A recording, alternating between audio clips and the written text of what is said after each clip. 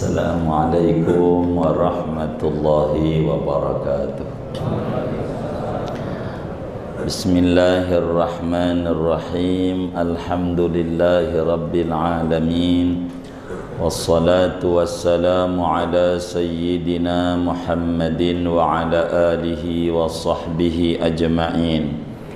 Amma ba'du, faqad qala al-imamul muallifu rahimahullahu ta'ala wa nafa'ana bihi wa bi barakati ulumih wa ghafara lahu wa li masyayikhihi wa li masyayikhina, amin. Yang megang terjemah halaman 83 baris atas. Wa kakalbin wa khinzirin, dan contohnya najis adalah seperti anjing, wa khinzirin, dan babi. Wa far'i kullin minhuma ma'al akhari au ma'a ghairihi, dan anak-anak tiap-tiap satu dari keduanya, anjing dan babi, bersama yang lainnya, yakni yang satunya, au ma'a ghairihi, atau bersama hewan yang lainnya. Wallahu a'lam bishawab. Segini dulu. Bapak, Ibu, saudara-saudara sekalian, kajian kita ini secara sesungguhnya adalah berbicara tentang solat.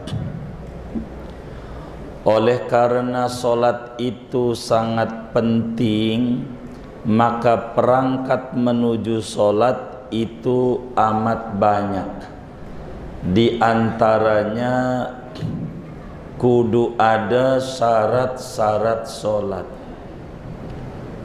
Di antara syarat solat itu kudu suci dari najis, baik badan, pakaian, maupun tempat sholatnya.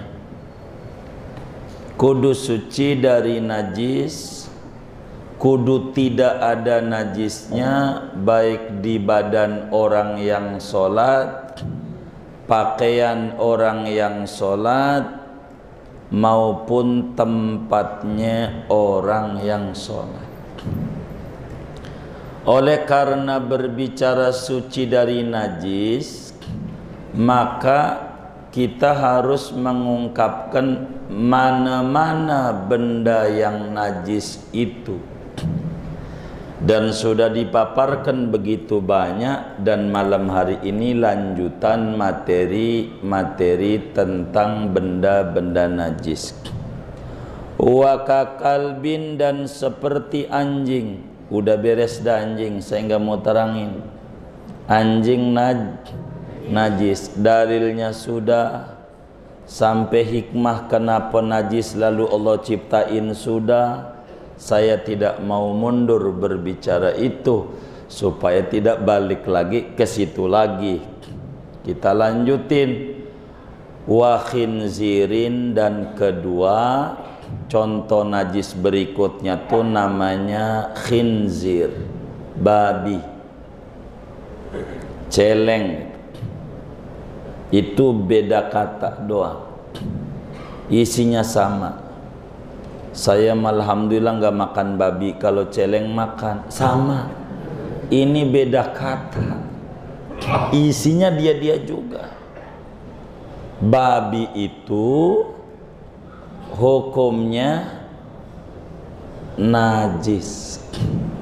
Bila kita bersentuhan dengan babi, atau pakaian kita kena babi liurnya dan seterusnya, atau tempat di mana kita sholat bekas diinjak babi, artinya ada najis di situ, maka sholat kita tidak sah karena kita ada najisnya.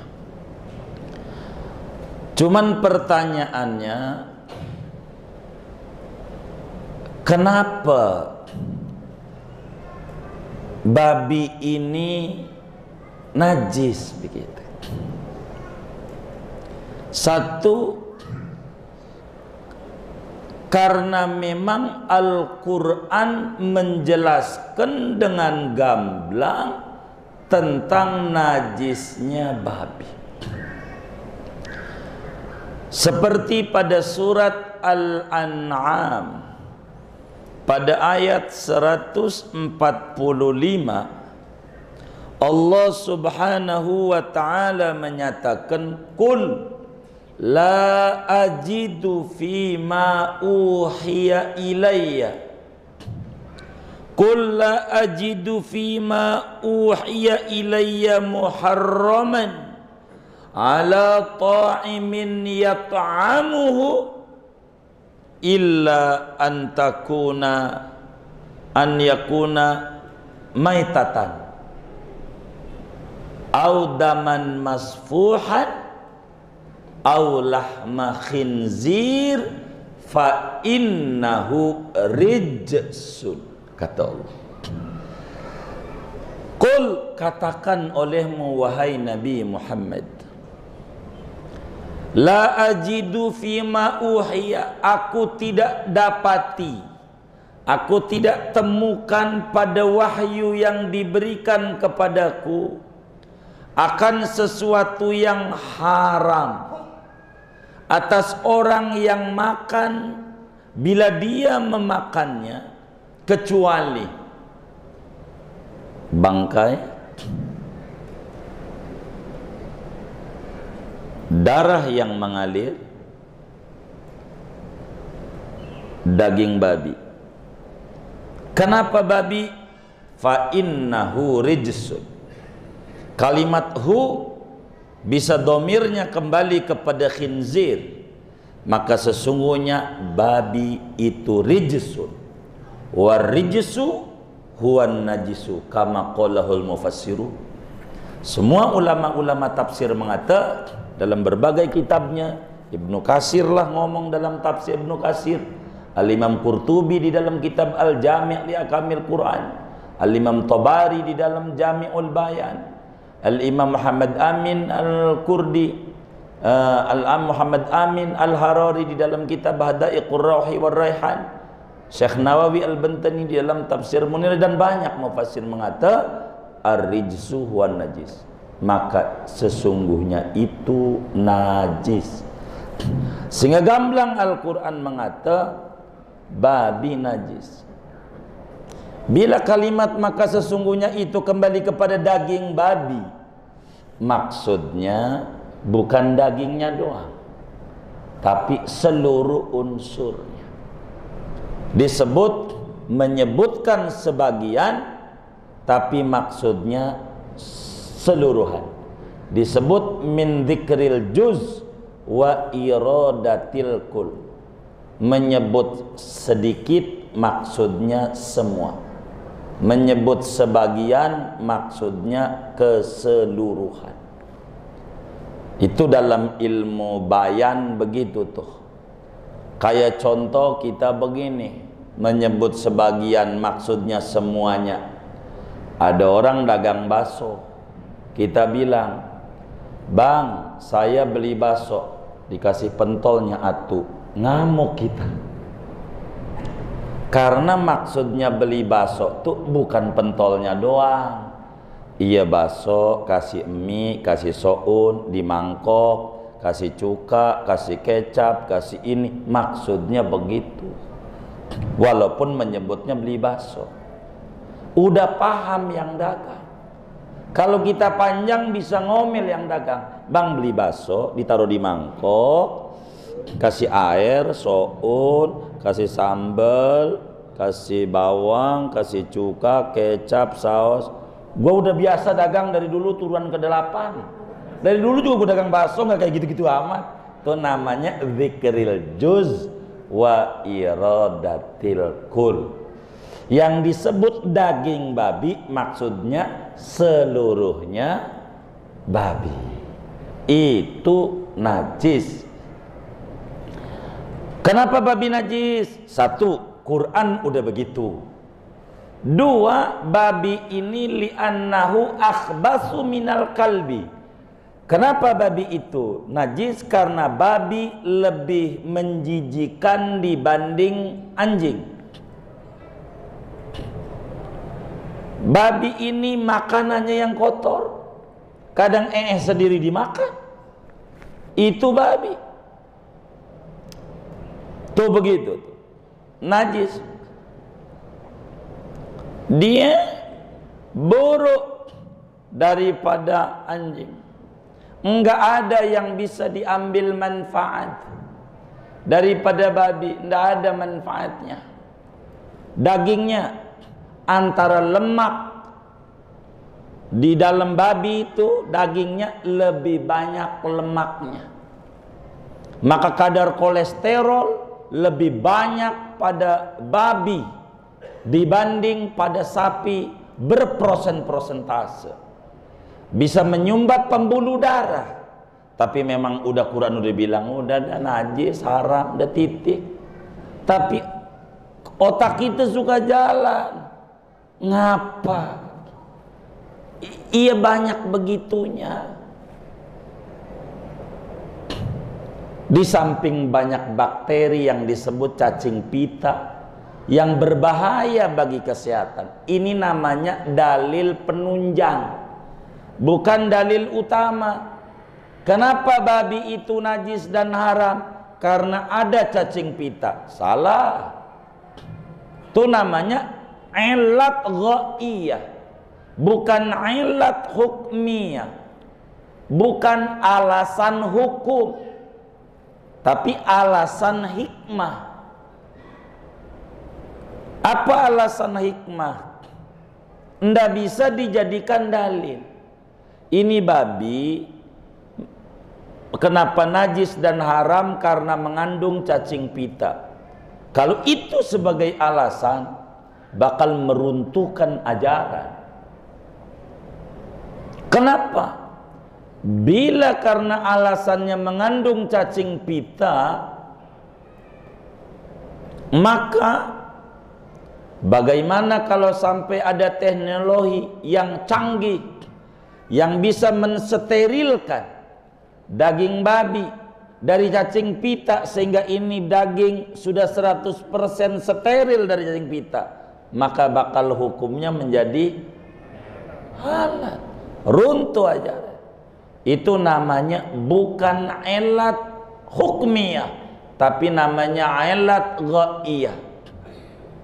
Sama seperti pemerintah, polisi itu, traffic light, lampu merah, orang Jawa sebut bangjo, abang ijo, begitu ya. Ini ada orang Jawa nggak ini? Yang mana ini? Begitu ya? Tuh iya tuh, bangjo. Apa? Pokoknya kalau udah lewatin 3 bangjo, apa bangjo? Abang ijo, kuningnya, maksudnya mau kuning juga itu. Itu lampu merah itu dibuat tujuannya agar supaya tertib berlalu lintas, biar tidak terjadi tabrakan. Tuh biar tidak terjadi tabrakan namanya alasan penunjang, bukan alasan hukum. Begitu. Kenapa? Tandanya, kalau memang alasannya biar tidak terjadi tabrakan, lampu merah dibuat ini, kita naik motor, di depan kita sekilo nggak ada motor, nggak ada mobil, kanan nggak ada, kiri nggak ada, merah, kita lewat, tangkap nggak sama polisi? Tangkap nggak? Kan kita nggak nabrak, kenapa ditangkap? Hah? Karena sudah peraturan. Begitu juga daging babi. Kenapa babi najis dan haram? Sudah menjadi peraturan Al-Quran, bukan surat Al-An'am saja, banyak ayat yang lain. Innama harrama alaikumul maitata waddama walahmal hinzir, dan begitu banyak ayat yang lain. Ini udah peraturan, fa innahu rijs, itu najis, titik. Udah peraturan. mau ada cacing pita, mau kagak, pokoknya babi najis. Begitu, babi najis. Najis, babi itu. Di samping itu, babi itu sunat kita membunuhnya, walaupun enggak galak. Kita nembak nih babi, dapat ganjaran. Kalau kata agama, jangan sampai ente pulang dari ngaji, ada tetangga punya babi, ente tembak, ganjaran, ente tangkap. Ini kan negara, ini agama begitu. Bahkan kalau galak mau wajib hukumnya dibunuhnya, wajib, bukan sunat lagi. Babi itu begitu.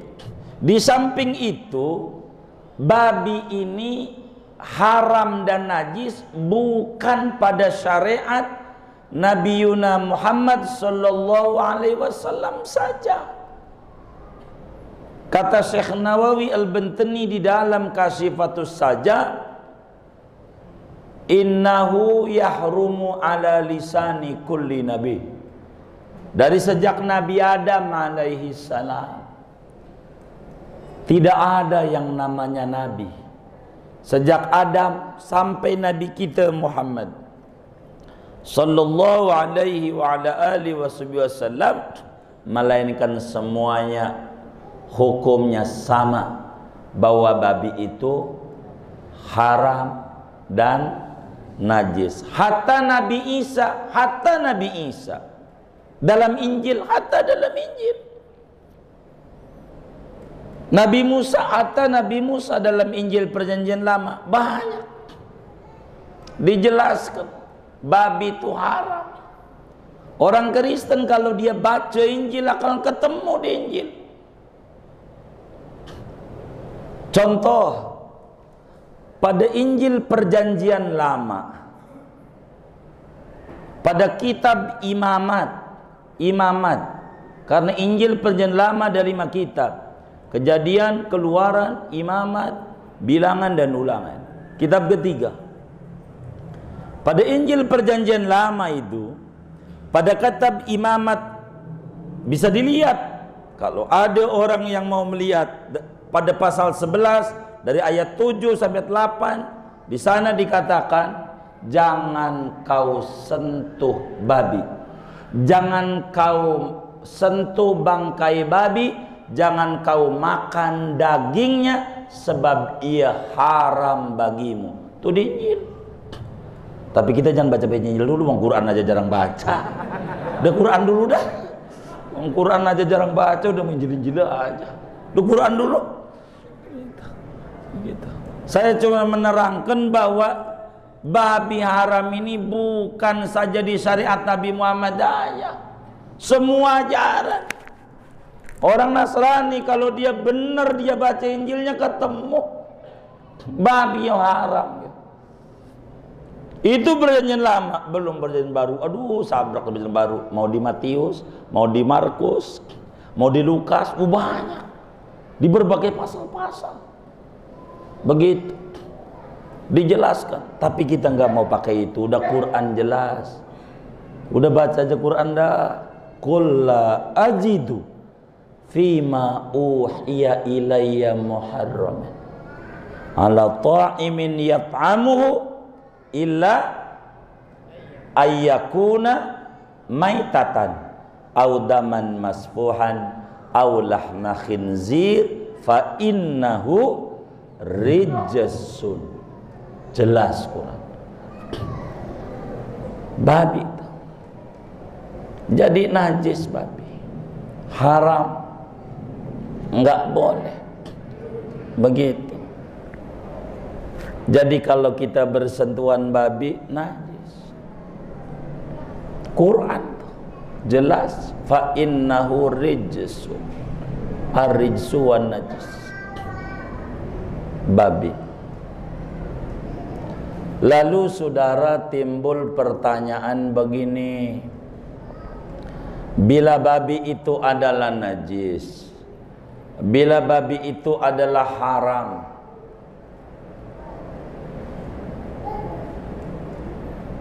Mengapa Tuhan ciptai? Begitu. Ngapa Allah ciptai?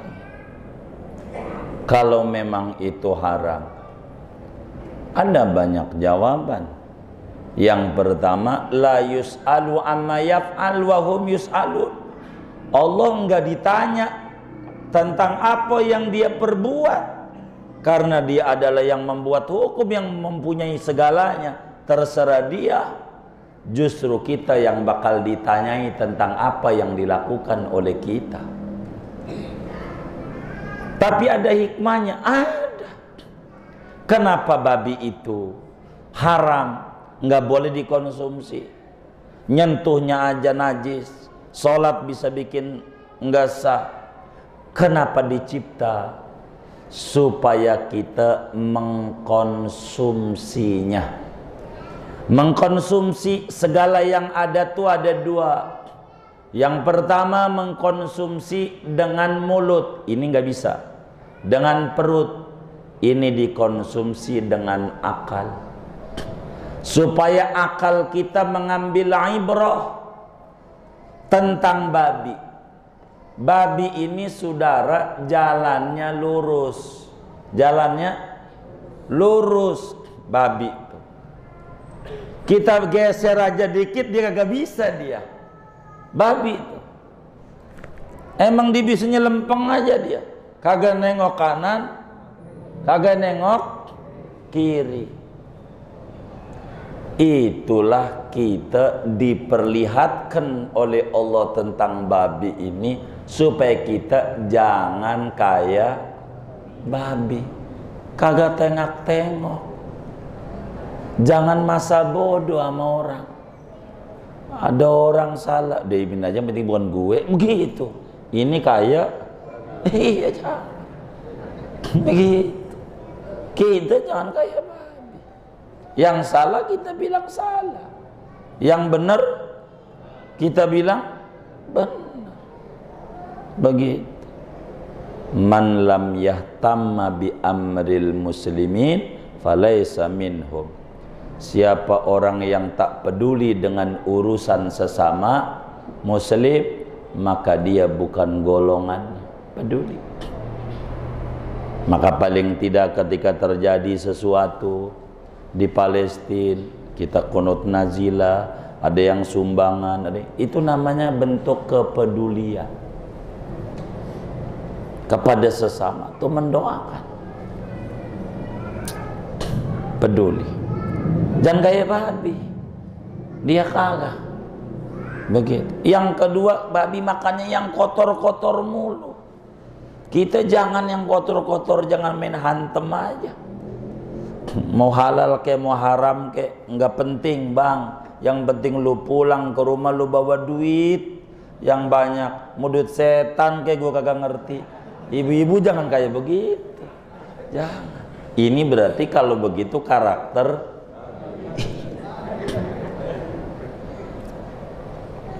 Jangan.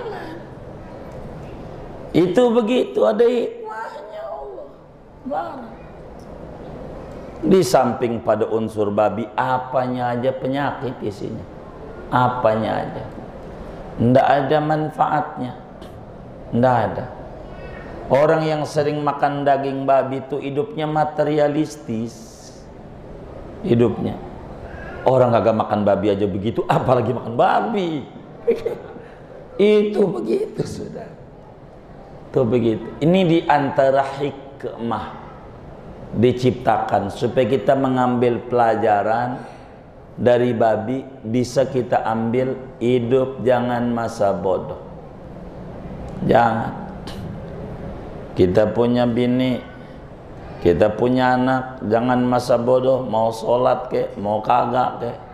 Itu namanya bapak babi. Lah handphone ada, tanya udah sholat belum, nanya begitu. Open. Babi itu nggak open hidupnya, kita harus open. Ini diantara hikmah ilahiyah. Intinya secara fikih, babi najis dan haram. Wa far'i kullin minhuma ma'al akhar, termasuk najis juga anak belasteran babi dengan anjing. Babi laki kawin sama anjing perempuan, punya anak namanya jibing.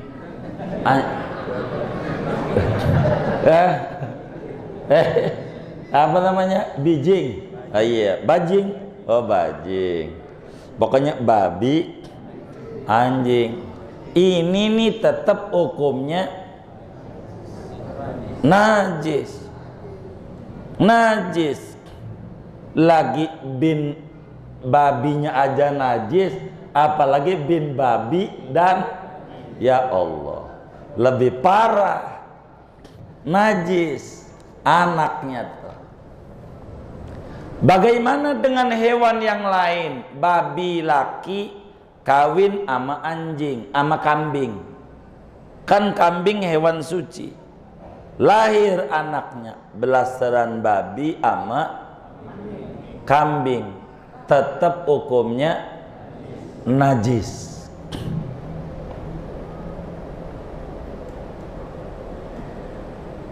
Tagliban di najasa, karena memenangkan pada hukum najis. Sebab apa?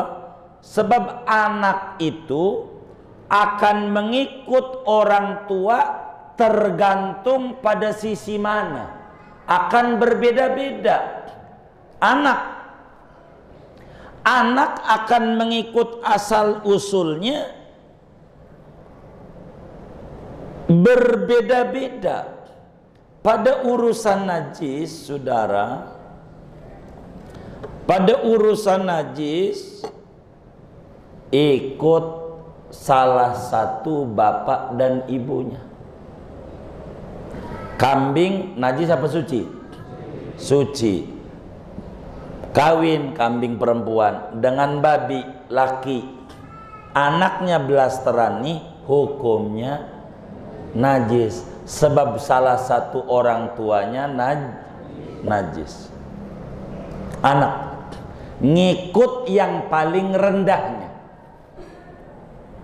Begitu dibalik, babi perempuan kawin sama kambing, kan binnya bin kambing ini, tetap saja karena salah satu unsurnya najis, maka anaknya juga najis. Anaknya najis, najis anaknya. Begitu. Najis. Berbicara keturunan, itu anak ngikut bapak kalau keturunan. Kalau berbicara keturunan bukan najis dan suci, anak. Kalau berbicara najis dan suci, ngikut yang terendah. Najis, mau anjing ama kambing, artinya anjing laki dan kambing perempuan, mau kambing laki dan anjing perempuan, begitu babi, tetap kalau berbicara najis suci mau ikut najis. Tapi berbicara keturunan, ikut yang bapak. Ada orang dari Betawi, ibunya, bapaknya Habib, maka anaknya jadi Habib, anaknya. Begitu. Ada ibunya Syarifah, Habib gitu. Bapaknya dari Betawi, Ahwal, anaknya enggak jadi. Hah? Iya, gitu. Enggak jadi. Begitu.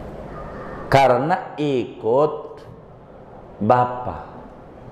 Berbicara nasab, ikut bapak. Ibunya dari Jawa, bapaknya bule, anaknya bule, buluk, bule. Wong ikut bapak. Begitu. Ngikut bapak. enggak ngikut ibu. Tapi berbicara agama, anak ikut yang paling mulia daripada bapa dan ibu. Muslim menikah dengan ahlul kitab, anggap perempuan muslim ahlul kitab, atau dibalik, laki-laki muslim kawin dengan ahlul kitab, anaknya muslim, yang paling mulianya dari dua nih agamanya Islam, jadi muslim dengan sendiri. Kalau berbicara agama, ikut yang paling mulia. Salah satu dari bapaknya mulia, bapak ibunya Islam, maka anaknya dengan sendirinya jadi muslim. Itu begitu anaknya. Dalam bab zakat, anak ini ngikut yang paling ringan. Bab zakat, contoh, sapi kawin sama kambing, anaknya belasteran sapi sama kambing. Ini zakatnya ikut mana nih? Lah kalau sapi 30 ekor, kalau kambing 40, yang ringan ikut kambing walaupun badannya gede, udah zakatnya kambing karena yang paling ringan. Tuh begitu tuh dalam aturan. Tapi berbicara merdeka atau budak, anak ngikut ibu, ngikut ibu. Kalau ibunya merdeka, anaknya merdeka. Kalau ibunya budak nih, ya anaknya jadi budak, anaknya jadi budak, kecuali bapaknya merdeka, maka ya diikut bapak. Ketika selirnya tuh kawin budak, tuh begitu dengan nikah. Itu aturannya. Sehingga kenapa anak-anaknya nih menjadi najis juga, sebab berbicara najis ngikut salah satu yang terkeji. Begitu. Sehingga antara kambing dan babi, anaknya tetap belasterannya ini hukumnya najis. Itu makna wa far'i kullin minhuma ma'al akhari au ma'a ghairihi. Juga hukumnya najis anak-anak belasteran anjing dan babi, atau salah satu dari anjing dan babi dengan hewan suci yang lainnya, tetap hukumnya najis. Segini aja dah, jangan banyak-banyak, kan indrayan ya. Wallahu a'lam bishawab. Ada yang ditanya mungkin dari materi ini atau di luarnya, dipersilakan. Wallahu a'lam. Ada yang berkenan kami persilakan. Assalamualaikum warahmatullahi wabarakatuh. Waalaikumsalam. Oke, yang saya mau tanyakan begini. Saya ini pembudidaya ikan Jepang. Ketika nyari pakan di daerah kampung, itu ada peternakan babi dan penjagalan gitu ya. Nah ini saya istilahnya nyewa pakan itu atau kebutuhan itu di kali yang mengalir, dan hasil dari kotoran mungkin sama darah babi itu mengalir juga di kali itu. Posisinya dia mengalir gitu. Nah ini pembersihannya, misalkan saya kena gitu airnya itu, pembersihannya dengan cara yang membersihkan najis babi itu atau bagaimana gitu. Sebab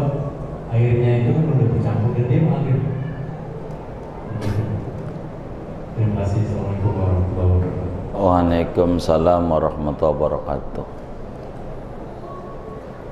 Bila dikali yang airnya itu mengalir, intinya banyak airnya ya, banyak kali gitu ya, begitu, maka tidak wajiblah kita menjauhi daripada najis, tidak wajib.